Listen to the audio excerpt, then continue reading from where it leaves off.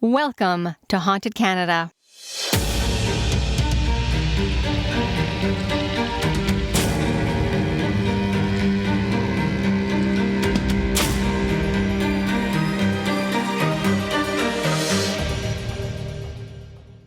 Hi everyone, my name is Nadine, and I'd like to welcome you to Haunted Canada.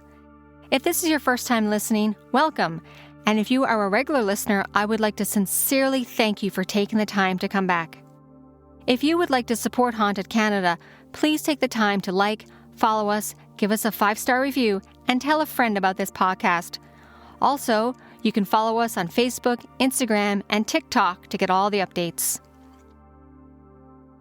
On episode 8, we are going to venture across Canada for 3 more ghost stories. First, we're going to start in the very haunted Fort Garry Hotel and Room 202 in Winnipeg, Manitoba. Then, we're going to venture to Toronto Island to hear the spooky story of the Gibraltar Point Lighthouse, one of Toronto's oldest cold cases. And then, we're going to finish with the story of the ghosts at the Anglican Cathedral Church in St. John's, Newfoundland and Labrador.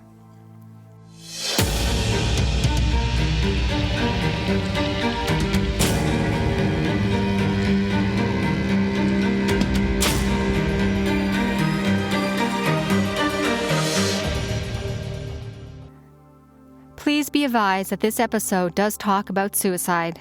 Viewer discretion is advised. The Fort Garry Hotel in Winnipeg, Manitoba, now a National Historic Landmark, is a famous haunted hotel with a long history of guests and employees reporting blood dripping from the walls, mysterious ghostly figures appearing at the foot of beds in hotel rooms, and the apparition of a woman wearing a cloak floating in the hotel hallways. Yet what makes the Fort Garry Hotel so spooky is Room 202, which is believed to be haunted by the ghost of a woman who sadly died by hanging herself in the closet of that room in the 1920s. Guests who have stayed in Room 202 over the years have reported many strange and creepy things that have happened, like lights going on and off, hearing someone knocking on the bathroom door, and the sense that someone is sitting on the side of the bed or actually crawling into bed with the hotel guest. And for full transparency, I wanted to let you know that I have actually stayed in Room 202 at the Fort Garry Hotel, and I did have some of my own spooky experiences. But we'll talk about that a little bit later in the show. The Fort Garry Hotel opened on December 11th, 1913, and was built by the Grand Trunk Pacific Railway in the revival French chateau style, and was referred to as the city's new castle of opulence. The hotel was originally going to be called the Selkirk. However, the powers that be decided to call it Fort Garry, a reference to the fort which was once at the corner of Red and Assiniboine River. The design for the hotel was based on the design plans for the Chateau Laurier in Ottawa, and it would be decorated like the glamorous Plaza Hotel in New York and the Willard Hotel in Washington, D.C., to elude a sense of money and grandeur, with lights being supplied from the famous Tiffany & Company and the beautiful furniture for the hotel supplied by Eaton's. The Fort Garry Hotel was designed to give off an air of sophistication, yet even for all its expensive Tiffany lamps and Eaton's furniture, it did have many unique employees working there. One notable employee was Alfred Bayon, once known as the Great Zanzig, a magician and performer from the circus world who performed throughout Europe and North America. Alfred described himself in a Winnipeg newspaper article dated February 15, 1949, as a man of mystery who went to the University of Hard Knocks. Alfred was a well-respected maitre d', working at the hotel from 1924 until his retirement in 1946. The land used for the hotel between Fort and Garry Street was purchased from the Hudson Bay Company as the location to build the Fort Garry Hotel, and would be built at a cost of $1.5 million. The construction began in the winter of 1911, during Winnipeg's usual cold and frigid winter months. And for anybody who has ever been to Winnipeg during the winter months, you know how extremely cold it can get. It's bone-chilling cold, especially with the wind chill, with winter temperatures sometimes dropping to -20 and -30, and that's without the wind chill factored in. Yet even though it was the wintertime, they wanted the Fort Garry Hotel built, so the construction began, and it continued during the Winnipeg winter season, with construction sometimes operating 24 hours a day. As the construction of the Fort Garry Hotel began, deadly tragedies followed. The first death at the construction site happened on February 7, 1912, when a worker was accidentally killed when the materials that he was using caught fire and burnt the worker alive. The next tragedy struck just 2 months later, when the president of the Canadian Pacific Railway, Charles M. Hayes, the brainchild and visionary behind the Fort Garry Hotel, was returning from England and sailing across the Atlantic on the now infamous Titanic, when on April 15, 1912, the ship struck an iceberg and sank. Hayes drowned in the icy waters off the North Atlantic, and when his body was recovered, it was buried in Montreal. Interestingly enough, Charles Hayes wasn't even supposed to be on the Titanic. You see, while in England on business with family, Charles Hayes was invited by Bruce Ismay, the chairman of the White Star Line, to join him aboard the maiden voyage of the Titanic. As Hayes was anxious to get back to Montreal for the opening of his newest hotel, the Chateau Laurier in Ottawa, he accepted Bruce Ismay's invitation to sail on the Titanic, which sealed his fate. Hayes' death resulted in the delay in the opening of the Chateau Laurier in Ottawa, and it is widely believed that Charles Hayes' ghost haunts the Chateau Laurier in Ottawa still to this day. When the Fort Garry Hotel originally opened, it immediately caught people's attention and intrigue, as from the very beginning it hosted many famous guests, including Queen Elizabeth, King George VI, Laurence Olivier, Louis Armstrong, and Liberace. Yet over the last 100-plus years, the Fort Garry Hotel has become not only a place for visitors to enjoy an elegant meal or a peaceful night's sleep, it has also become known around the world as one of Canada's most haunted hotels. With weekly, if not daily, witnessed accounts of doors opening and closing, lights going on and off, employees witnessing a woman wearing a cloak walking up and down the hallways, pictures and objects flying across the room, and the terrifying and spooky experiences that only seem to happen in the infamous Room 202. Over the years, staff have reported that when they are in any of the smaller or larger ballrooms, setting up for or cleaning up after an event, that they can often sense an unknown heavy presence in the room with them. Staff will report glasses flying off tables or pictures that were once bolted to the walls now just suddenly falling to the floor. One employee recounted that when she was in one of the smaller rooms on the main floor and she was setting up for a function, an easel that was placed on the main stage flew across the room, shattering into pieces.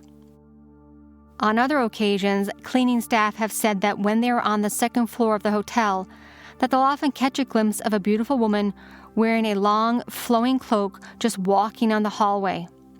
One of the housekeeping staff said that it appeared as if the woman was just floating in the hallway, then she vanished through a wall. Yet it has always been the many haunted stories surrounding Room 202 that have been intriguing ghost hunters and the curious alike for over a century. The story of how Room 202 came to be haunted goes back to the early 1920s, when a young newlywed couple stayed in that very room on their honeymoon night.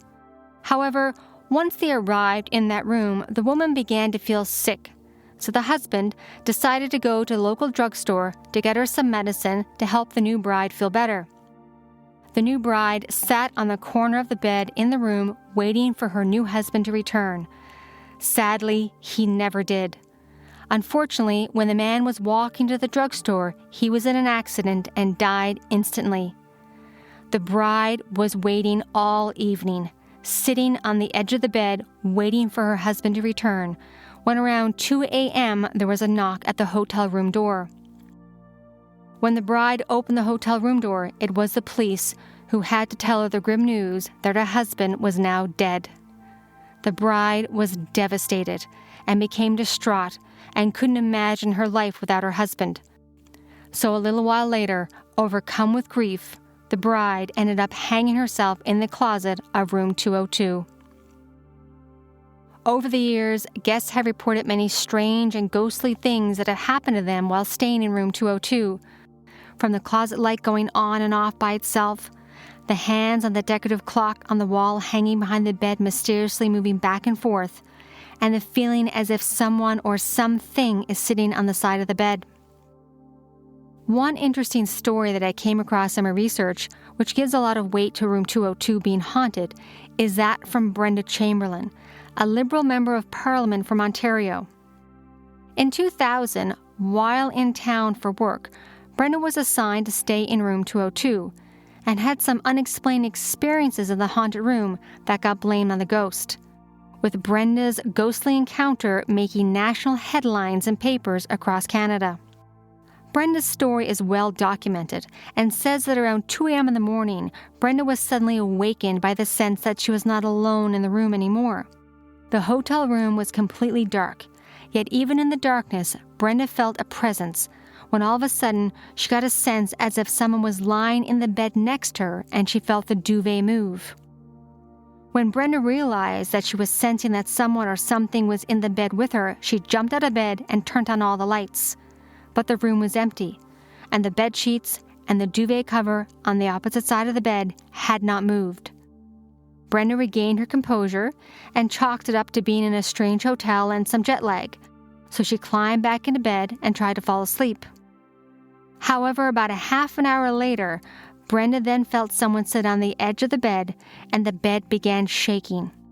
Terrified, Brenda jumped out of bed, turned on all the lights. Brenda checked the entire room. She looked under the bed, inside the closet, in the bathroom, and behind the curtains, yet there was nobody there.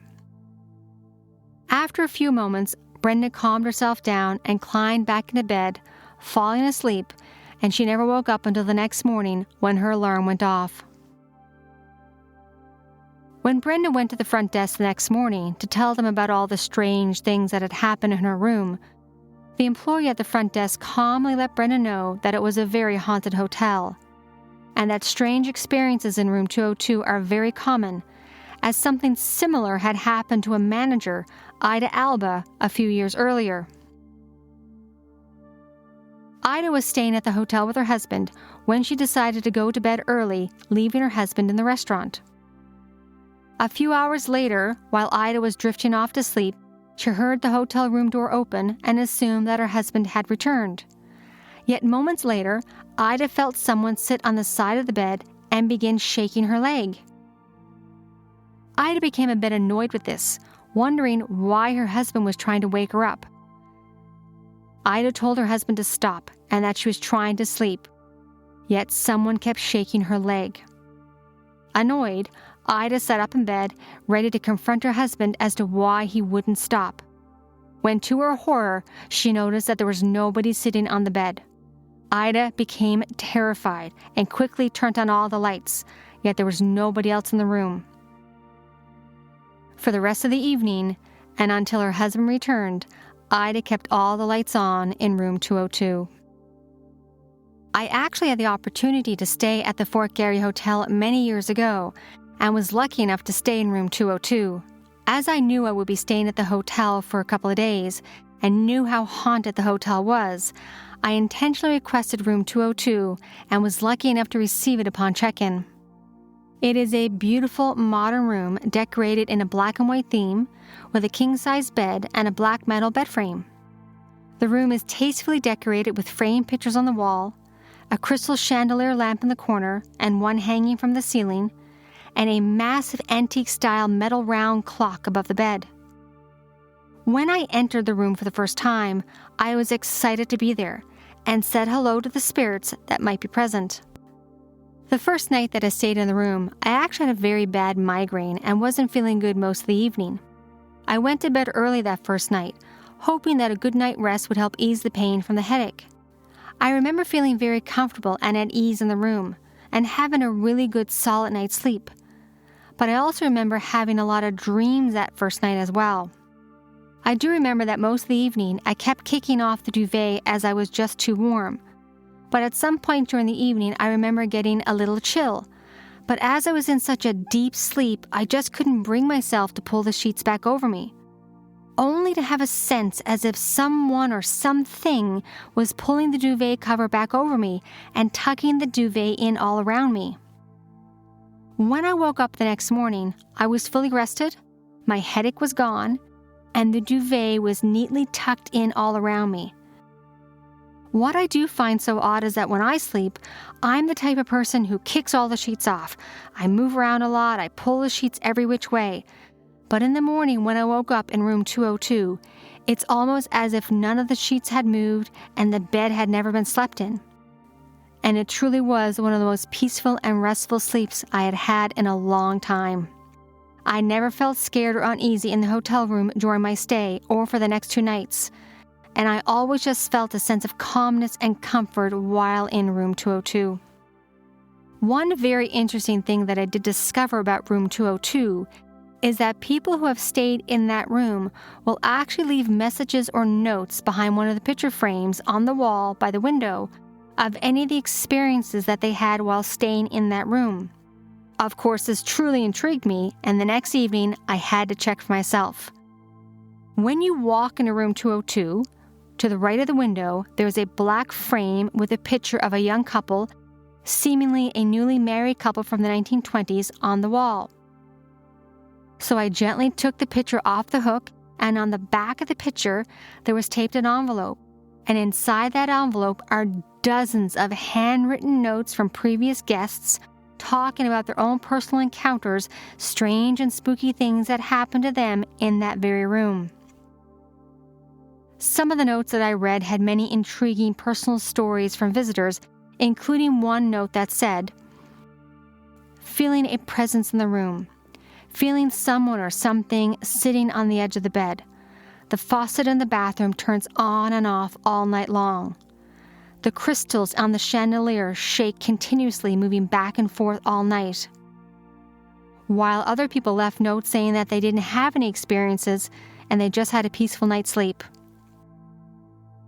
And if you're wondering, yes, I did leave a note also. And I wrote of my experience of being asleep, having a wonderful, peaceful evening, feeling a presence as if someone was putting the duvet over me in the middle of the night when I was cold. While the Fort Garry Hotel was constructed in the early 1900s as a luxurious establishment for the wealthy and privileged, the hotel has since transformed into a captivating haven for visitors and guests. Infused with countless spooky tales, it has solidified its reputation as one of the most chilling and haunted hotel destinations in all of Canada.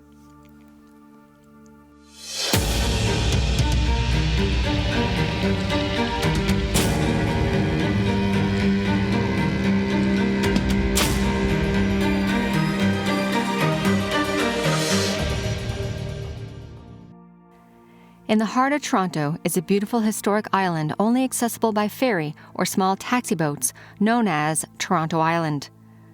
Once a beacon for safety guiding ships through the dark and dangerous waters, the Gibraltar Point Lighthouse is now full of dark and sinister secrets, including the murder of a former lighthouse keeper in 1815, making it one of Toronto's oldest cold cases. Today, Toronto Island is a place for people to visit on a warm, sunny day, to walk along the beaches, rent a bike, or visit the Gibraltar Point Lighthouse, where the lighthouse keeper John Paul Redmuller was so viciously murdered over homemade beer in 1815, and his spirit is still said to be haunting the lighthouse to this day.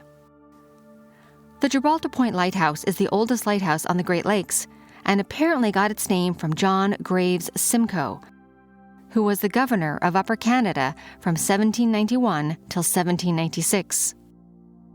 Simcoe founded York, now known as Toronto, and believed that Toronto Island could be fortified as strong as the legendary Rock of Gibraltar, hence the name Gibraltar Lighthouse. The lighthouse was originally built as a hexagon, 52 feet tall, topped with a wooden cage, and fixed with a whale oil lantern.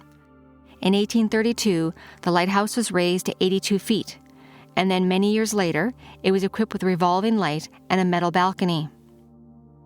It is a tall and imposing structure which is sometimes open to the public in the summertime for tours, and has been safely guiding boats and ships into the Toronto harbor. The historic lighthouse is said to be haunted by one of the former lighthouse keepers for over a century, a man by the name of John Paul Redmuller.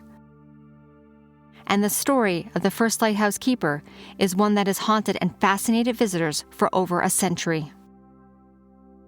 So who was John Paul Redmuller? John Paul was born in 1763 in Germany, and for 20 years he worked as a servant for members of royalty, including the Duke of Gloucester and the Duke of Kent. When John Paul's employer, the Duke of Kent, traveled to Halifax, Nova Scotia in 1799, John Paul traveled with the Duke, and then they traveled further, arriving in York, now known as Toronto, in 1805.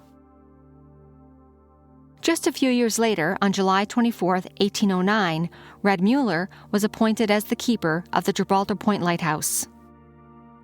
John Paul's job at the time was to ensure that the light at the top of the lighthouse was lit nightly, to do regular maintenance and repairs, and to keep friendly ships safe, and to also keep a watchful eye over the ships going across the mile-wide harbor. Around the same time, one of John Paul's most important roles was to keep an eye out for any enemy ships, and it was at that very lighthouse that he would have a front row seat to when the American ships began invading the harbor during the invasion of Fort York on April 27, 1813. John Paul enjoyed the solitude of running the lighthouse, with warm days exploring the island, reading, and taking care of his new home. As the lighthouse keeper had a lot of quiet time on his hands, he eventually learned how to make homemade beer, and he became very good at it. John Paul had intended to keep the brewing talents a secret, but eventually his secret got out, and some of the soldiers at the nearby forts and garrisons found out, and it turned into a way for the lighthouse keeper to make some extra money. Soldiers would often make their way to the lighthouse by boat or walking across the frozen ice in the winter months to get to the lighthouse or to the keeper's cottage to purchase some of the delicious homemade beer. Even though John Paul liked his solitude, whenever the soldiers arrived at his door for a few drinks, he would always be hospitable and invite the soldiers in for a few pints of the homemade beer. However, one fateful night, John Paul encountered two soldiers who did not have the best intentions and didn't know when to stop drinking. On January 2nd, 1815, just after the New Year celebrations were thought to be winding down, many of the soldiers ventured out, walking across the frozen ice to the Gibraltar Lighthouse to purchase some more of that homemade beer from John Paul. Yet on that particular night, many of the soldiers became very intoxicated, and it came to the point where John Paul decided that he had to cut everybody off. While most of the soldiers had no problem with John Paul stopping the flow of the beer and left to stumble back to their respective garrisons and forts, there were two particular soldiers who were very drunk, and they flatly refused to stop drinking. Private John Henry and Private John Blumen, two Irishmen from the Glengarry Light Infantry who did not take the news of no more beer so well, and in their drunken state, they decided that they were going to have more beer no matter what John Paul said. This led to a fight breaking out. The two soldiers attacked John Paul, chasing him up the small and narrow circular staircase in the lighthouse, delivering several bloody blows along the way. Bloody and beaten, John Paul made it to the top of the lighthouse, where sadly he was violently attacked and murdered by the two drunken soldiers. The two men quickly dragged the lifeless body of John Paul Redmuller into the woods and buried him, trying to cover up their crime. Even though John Paul's body was never discovered, his obituary did appear in the newspaper, the local Gazette, 2 weeks later, and it read, "Died on the evening of the 2nd of January, 1815, John Paul Redmuller, keeper of the lighthouse on Gibraltar Point." Despite the fact that the body was missing, there was overwhelming moral evidence that he has been murdered. His murderer will be pronounced most barbarous and inhuman.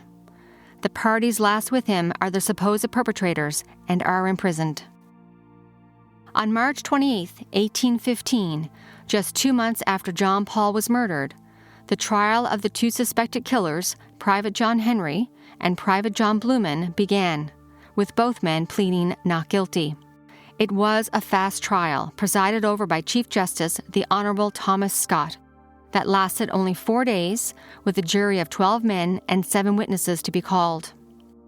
However, as there were no witnesses to the alleged murder of John Paul Redmuller, and no body was ever found, both soldiers were eventually found not guilty and acquitted. John Blumen was discharged from the Army just 1 month after being found not guilty, and then 2 months later, John Henry, who was found not guilty, was listed as a deserter from the Army.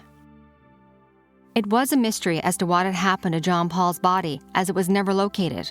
However, there was a well-known news article with the CBC that happened in 1958, when the then lighthouse keeper John Durham, who said in the interview that his family had found bones, including a jawbone near the lighthouse, which they believed to be that of the lighthouse keeper John Paul Redmuller, who had been murdered in 1815. John Durham said in that 1958 interview that he buried the bones, however, the location of the gravesite is still unknown.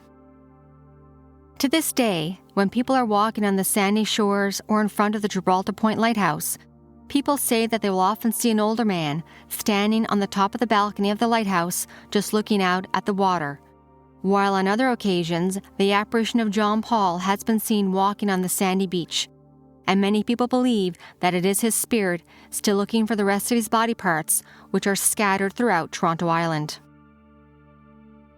People have reported that when they're doing a local ghost tour inside the lighthouse, that they'll often hear laughter and loud bangs, knocking as if someone is knocking on the wall, or they'll spot drops of blood on the winding staircase that goes up to the top of the lighthouse. The local tour guide always surmises that it is the blood of John Paul, as he was climbing the stairs trying to get away from the soldiers that murdered him.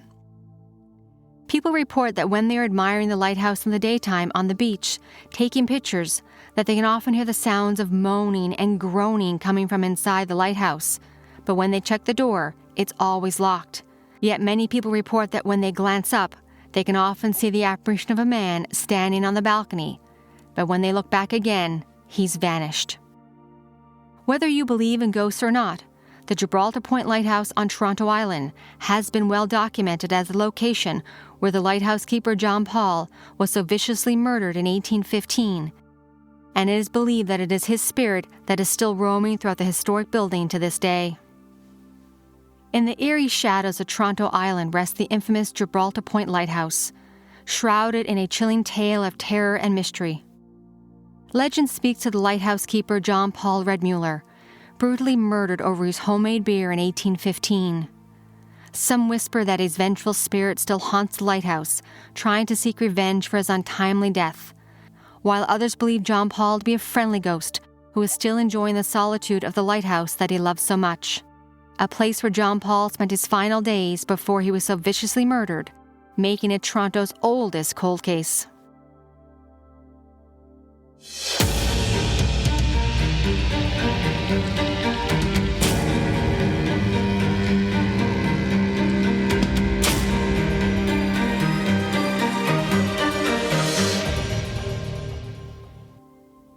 In the heart of downtown St. John's, Newfoundland, one of the oldest cities in North America, nestled amongst the colorful houses and directly across the street from the provincial courthouse, is the Anglican Cathedral Church, the oldest Anglican church in Canada with a dark and haunted past.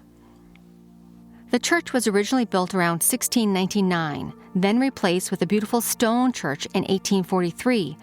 However, due to the Great Fire of 1892, it was severely damaged, and it took nearly 10 long years to repair and rebuild it.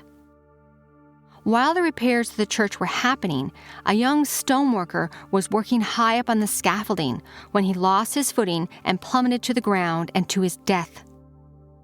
The spirit of that young construction worker is still seen at that very church this day, with many people believing that the worker is not willing to leave the site, especially if any of the masonry work is not completed. And to this day, sightings of the young man's ghostly spirit is still seen working on the church or walking around the church grounds. Even more eerie is that in 1850, a picture was taken of some of the construction workers dressed in their Sunday best, suit and tie, standing on Duckworth Street in front of this imposing church, Yet when the photo was developed, they could actually see the deceased masonry man in his working clothes in that very picture. Many believe this to be photographic evidence that the man's spirit remains at that worksite still to this day. Another spine-tingling story goes back to the late 1800s, when a wealthy yet stubborn merchant died, and as it seems, he did not want to be buried.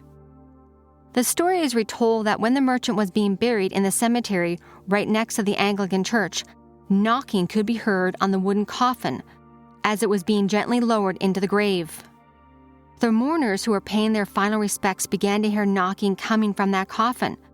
Everyone just froze in their spot. The gravediggers that were holding the rope that was lowering the coffin into the grave just stopped when they heard that knocking. Instead of lowering the coffin into the ground, they began to bring the coffin back up. The coffin was placed on the freshly dug earth when everyone began to hear the knocking sound coming from inside the coffin again. The local doctor was brought to the gravesite. The lid of the wooden coffin was pried off, and the doctor examined the merchant's corpse, checking for a pulse, a heartbeat, and neither were found. The doctor confirmed that the merchant was indeed dead, so the coffin was nailed shut once again, and the gravediggers began to lower the wooden coffin back down into the open grave. Once the coffin was at the bottom of the 6-foot grave, the gravediggers began to throw the dirt over the merchant's coffin until the hole was completely filled in. Yet as everyone began to walk away from the gravesite, they began to once again hear the sounds of knocking coming from the merchant's gravesite. To this day, as the moon casts an airy glow over the Anglican Cathedral church and its graveyard, a haunting knocking sound still echoes throughout the night. Many claim it is the tormented spirit of the merchant, forever trapped beneath the earth in a restless desire to escape. Well, everyone, that is the end of episode 8 of Haunted Canada, and I want to sincerely thank every single person who has taken the time to listen to this podcast. I truly do appreciate it. If you have enjoyed this episode, please take the time to follow us, give us a like, leave a 5-star review, and tell a friend.